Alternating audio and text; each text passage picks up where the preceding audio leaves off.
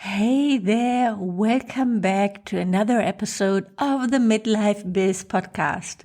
Today, I'm pulling back the curtain on my content creation process.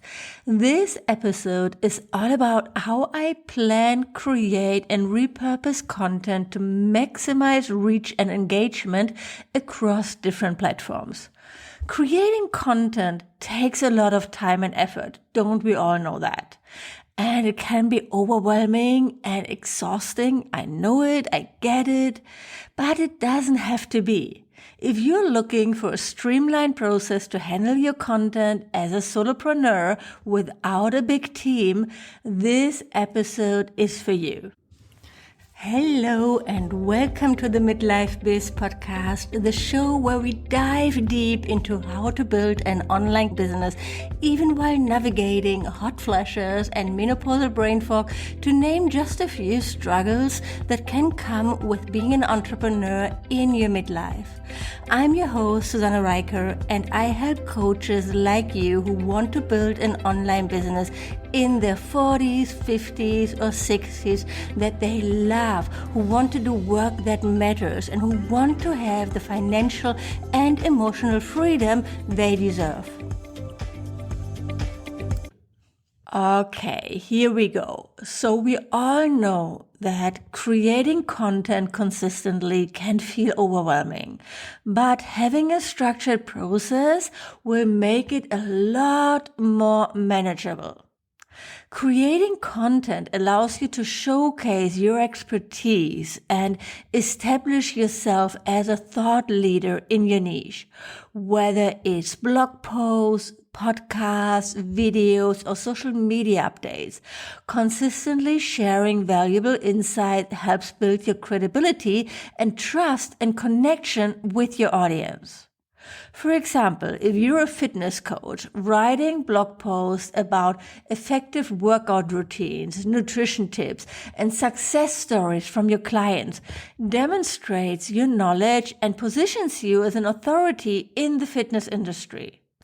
Or in my business, I share content around what I do in my business. Like this podcast episode, I share how I help my clients achieve results, or I share some step-by-step advice how you should do something with the goal of helping you grow your business. Content is how people find you, and it's how you build trust with them. When you consistently provide valuable content, your audience begins to trust you and your brand. Content matters. It's so important. But if you don't have a plan and you're just waiting for inspiration to strike, you're setting yourself up to fail.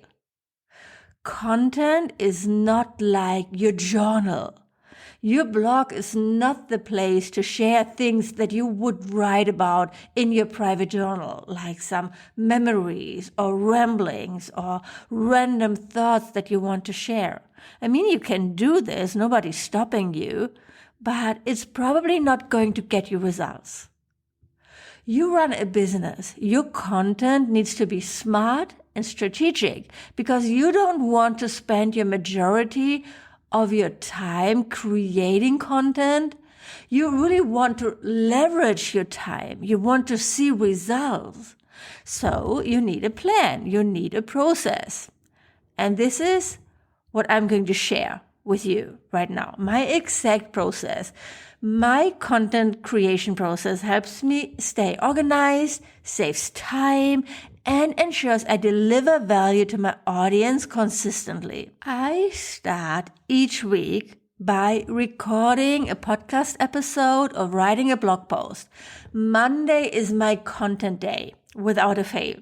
I'm recording this on a Monday. This is the cornerstone of my content process for the week.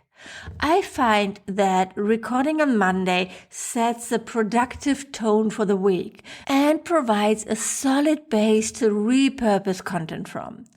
When it's a solo podcast episode like this one, I like to write a script And then I record it in Descript. That's a tool I use to record my podcast and film all my videos, and I love it. I'll add the links to the show notes. It's Descript. So I write the script. I often use ChatGPT to help me create, for example, a rough outline. I edit it, then I ask it to fill that out, and then I normally fill it with some personal stories and insights. Next, I sit down, I record it, and I edit it myself in Descript. I used to have a podcast editor, but really with Descript, it's so easy, even adding the intro. So Descript creates a script and I can simply delete words or paragraphs that were made a mistake. It's really just takes a few minutes to edit it, and then I export it as an MP3 and save it. When it's an interview, I might have recorded it already on a different day. So on Monday, I just edit that recording again in Descript. I simply pull in my recordings from Zoom into Descript. It creates a script. I might edit it slightly. I add an intro. I might delete filler words like all right. And then I have my final episode ready to be published. So I download that. Or I might write a blog post. This is my goal for 2024, to publish more standalone blog posts that are highly valuable resources and help me get more traffic from Google. I also plan my social media posts for the week and write captions for Instagram posts or film B-roll videos or some talking videos. That's all I do on Monday. Instagram is my main social media platform, but I repurpose my content across other platforms. For you, it might be different. Some of my students focus on LinkedIn and X or on Facebook. It really depends where your audience is hanging out. My audience is B2B, which means business to businesses. And most coaches or yoga teachers or businesses that I work with, they are using Instagram. And I still kind of like spending time on Instagram. I mean, I don't use it a lot privately. I don't really scroll for fun so much anymore. For me, it's really more a business tool. So let's say I hate it less than I hate Facebook or X. So that's what I do on Instagram. Here's one more thing. Before I start writing and before I start creating my content, I try to get in alignment. Really consciously, I think about my dream clients. What is she struggling with? What does she need to hear? What is going to be most valuable? And then I just let it flow. So that's normally my Monday morning, writing the podcast, recording it. Then I take a break, walk my dog, and in the afternoon, I focus on social media. On Tuesday, I publish the podcast episode. So I publish a new episode every Tuesday.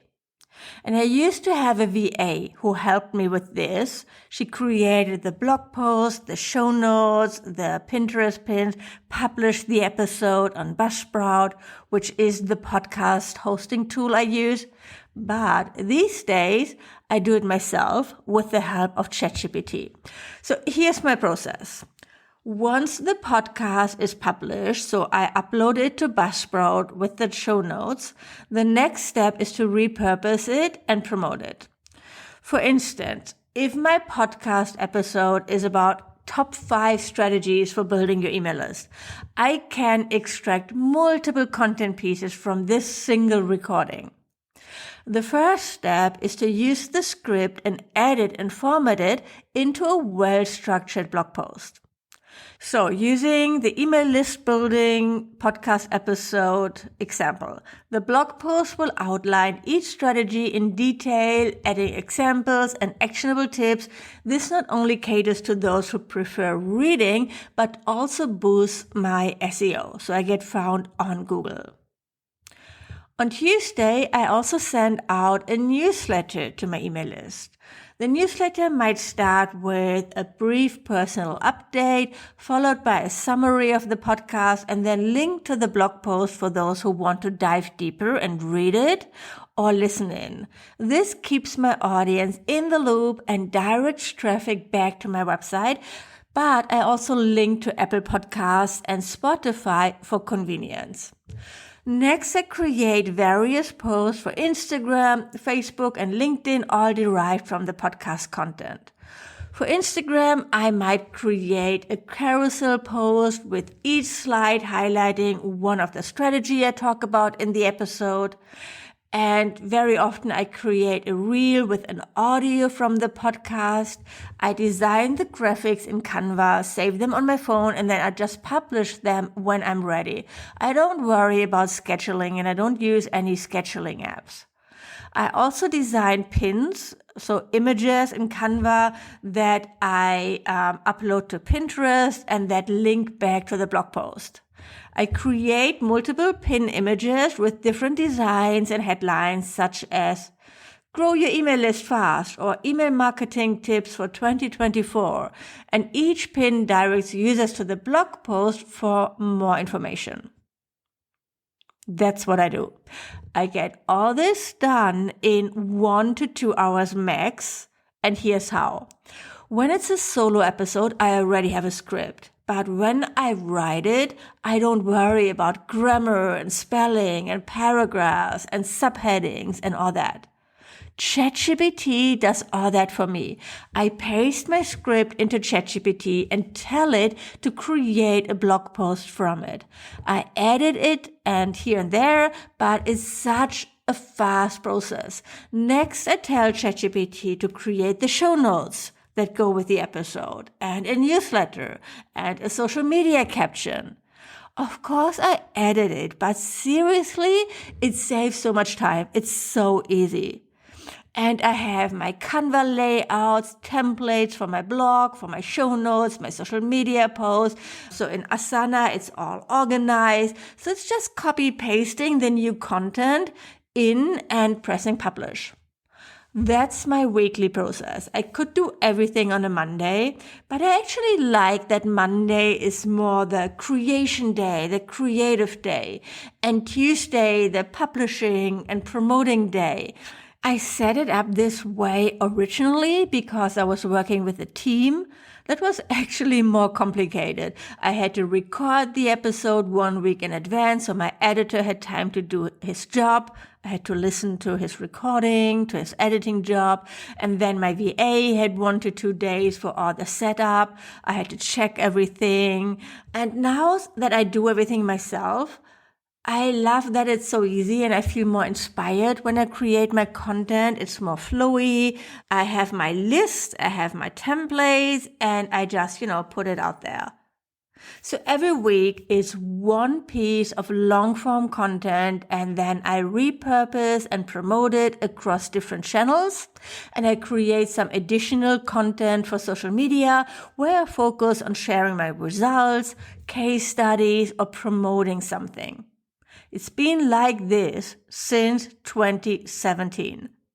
Yes, really. I have over 300 blog posts up on my website. I have over 200 episodes up in my podcast. And I get hundreds of visitors to my website every day because of this content library that I built. Of course, I don't just think about what could I talk about each Monday, hoping for inspiration to strike. Here's what I do. Once a month, I have a dedicated planning session to outline my content for the upcoming month. This session helps me align my content with my business goals and upcoming promotions. I also have a board in Canva, so my content calendar, where I save ideas, and some notes as well on my phone where I save ideas. Let's say I'm scrolling through Instagram or I see something, I feel inspired, I think, oh, this would be something great to talk about. I make sure that I save that idea. So when I sit down and I plan my content, I have that to start with. So I'm never starting from scratch. I always have a list with possible ideas. Every month when I sit down to plan my content for the month ahead, that's where I start. And then, of course, I consider what I'm selling, what's happening that month. For example, if I'm launching a new program, my content will focus on topics that align with the benefits of the program. Here's an example. If I want to launch a new program, let's say about how to create content that sells with ease, my content leading up to that launch might include episodes on content creation, messaging, launch strategies, and case studies from my clients. Or it's an episode like this one. And a program like that is actually on the horizon.